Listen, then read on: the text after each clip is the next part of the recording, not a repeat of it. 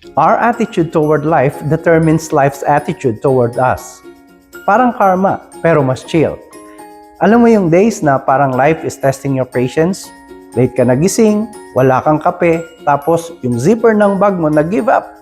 Kung sasabayan mo ng, ayoko na, life will be like, ganun? Sige, dagdagan pa natin. Pero kapag sinabi mo, okay life, kalma, hindi mo ko matitibag today. Biglang nagso-soft reset yung mood mo. Same chaos, pero hindi ka na nadadala. Sa goals, ganyan din. Kapag ang attitude mo, baka epic fail to. Minsan nagiging self-fulfilling prophecy. Pero kapag try ko lang, bahala na si future me. Life weirdly cooperates. May biglang tutulong, may timing na sakto, may opportunity na parang nagtatago lang. Hindi kailangang super positive. Konting humor lang, konting hope. Try this today. Treat life like a friend na medyo makulit.